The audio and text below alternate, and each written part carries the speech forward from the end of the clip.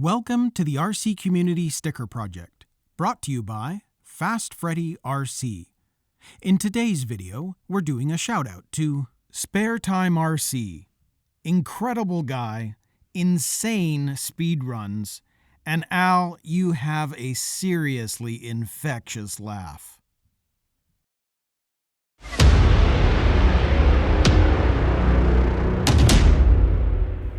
So for step 6, attaching the rear steering linkage, well, this is pretty much identical to what we did when we put together the front steering linkage.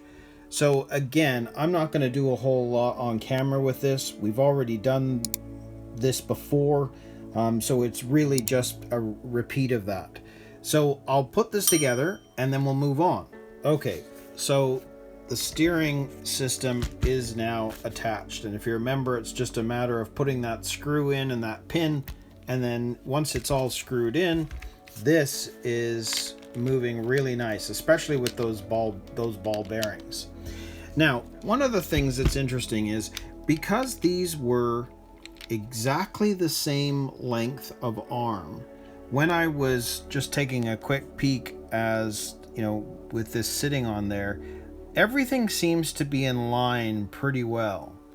But again, I'm not going to attach this piece, or I should say these arms, until we've put the servo in place and I can have one last look to see how the alignment is. So really, this part is done. So we're going to move on to now step 7, and we're going to attach the rear steering servo.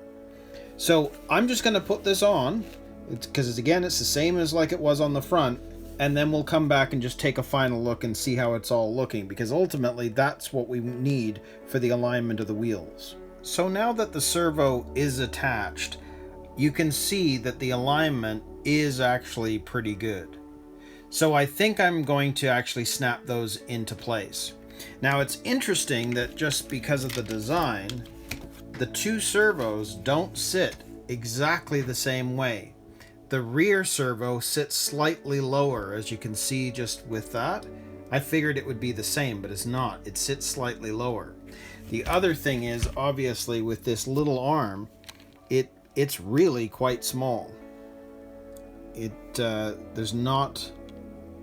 not as big as the front by any means, so it's interesting that the rear setup is quite a bit different in terms of the positioning, and we have equal length arms in the rear as well. So I'm going to go ahead and snap these on, because they to my mind, they're in the correct position. So this is the last step for the four-wheel steering instructions.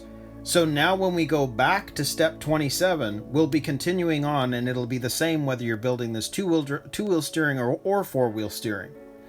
So I'll do that, and we'll move to step 27, which, if I'm not mistaken, we are going to be moving on to attaching the RC equipment. So we're really getting near the end.